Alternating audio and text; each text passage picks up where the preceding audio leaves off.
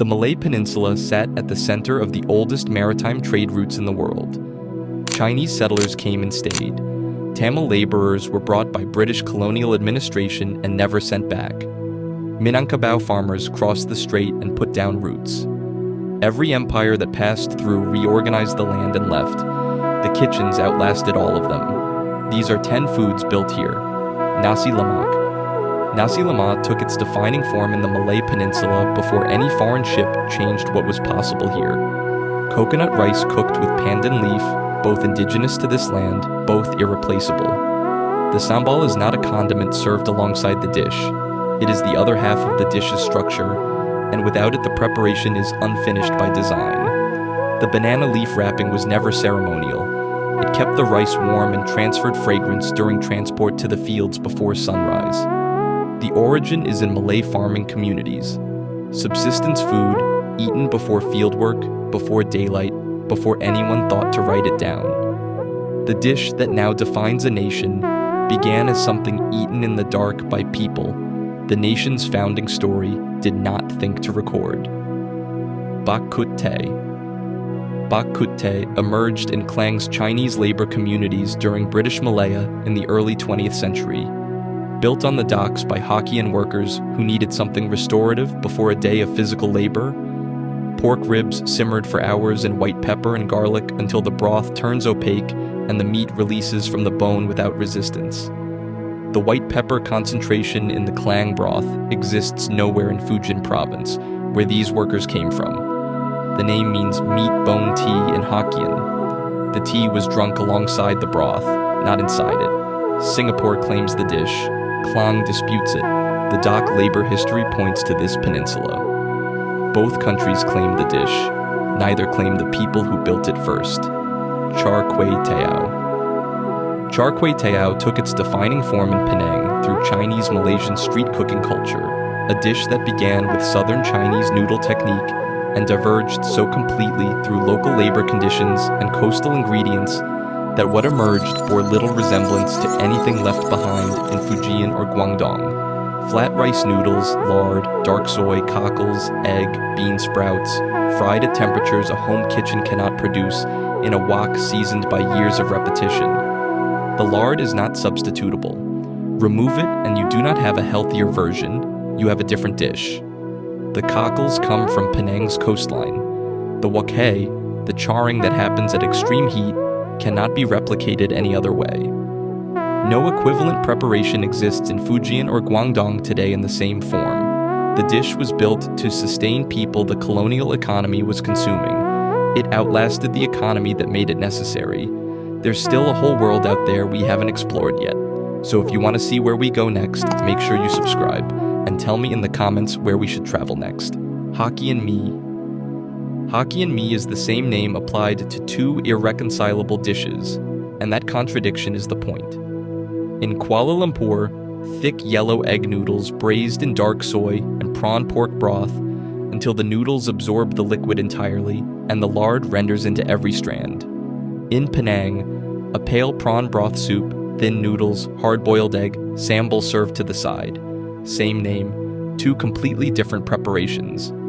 Both produced by Hokkien migrants who settled in different parts of the same peninsula and built different things from the same starting point. The dark soy braising method of the Kuala Lumpur version has no direct equivalent in Fujian province. The prawn-pork broth combination was developed here. It was not preserved from China. It was made in this place by people who had stopped being from anywhere else. The same community, the same name. The distance between the two dishes is the distance between arrival and belonging. Mi rebus.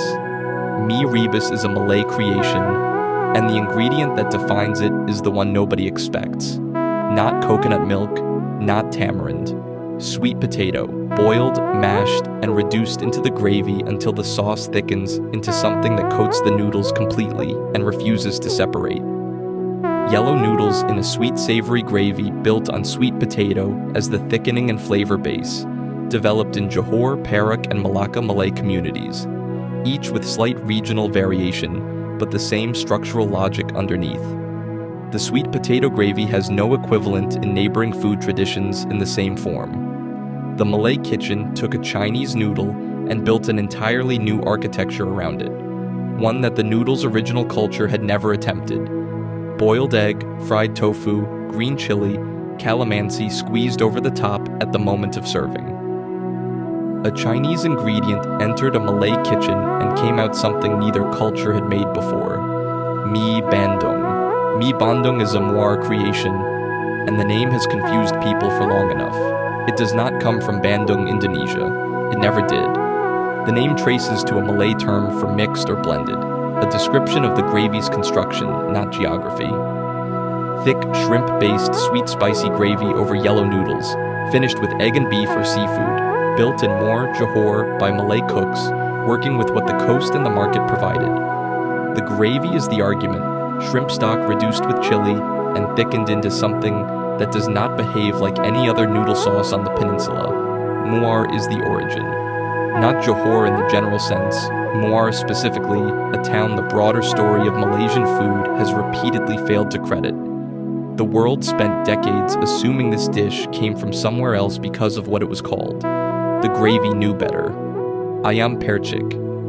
Ayam percik is a Kelantanese creation, and the East Coast origin is not incidental. Kelantan and Terengganu remained the most insulated from British colonial administration, the most intact in Malay cultural tradition, and the most protective of a food culture that never needed outside instruction. Chicken marinated in coconut milk and spice paste, grilled over charcoal, basted repeatedly with coconut chili glaze until the surface caramelizes and chars at the edges while the interior stays completely tender. The technique is the repeated basting, not the marinade, not the spice list. The layering of glaze over heat over time, that sequence, applied with patience, is what defines this preparation. Connected to Malay royal food culture before it became street food, prepared for festivals and ceremonial occasions before anyone thought to sell it from a roadside stall. The East Coast kept its own table while the West Coast was being reorganized by empire. Ayam percik is what an uninterrupted food tradition looks like. Nasi kerabu. Nasi kerabu is a Kelantanese creation, and 300 years of colonial administration did not reach it, did not rename it, and did not alter what goes into it. Blue rice, colored by butterfly pea flower, bunga telang, the oldest edible dye in the peninsula's food history, not a decorative choice.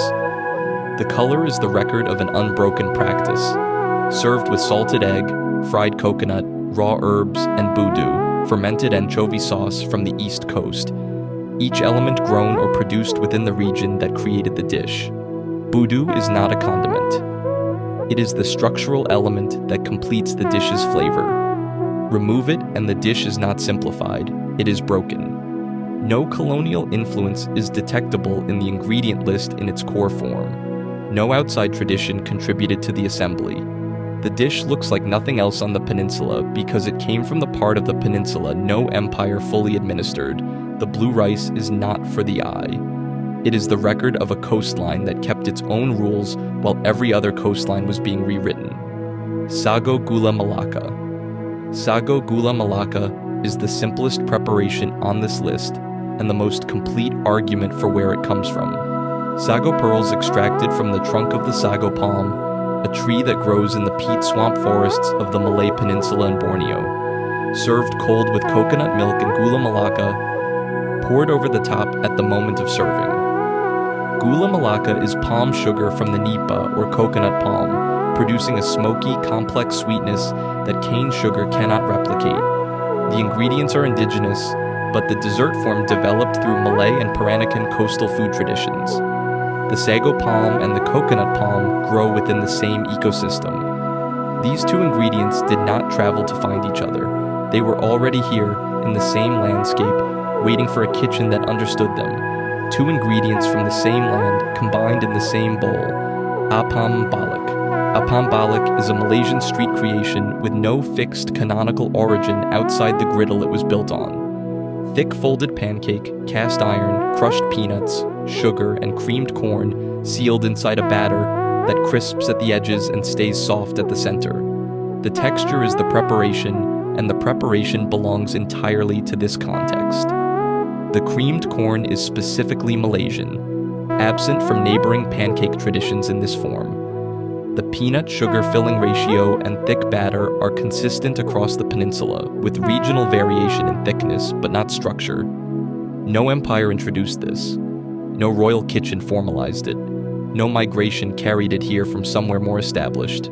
It was built on a griddle by someone feeding people who were hungry, refined through repetition across decades of street cooking, and it stayed exactly like that. The most democratic dish on this list was made by and for the people eating it. The Malay Peninsula sat at the center of every trade route that mattered, and every empire that used it eventually left. What they left behind was not their food. It was ingredients, raw material that Malay, Chinese, Tamil, and Peranakan kitchens absorbed, rebuilt, and kept on their own terms. The table these communities set is still the one being eaten from now.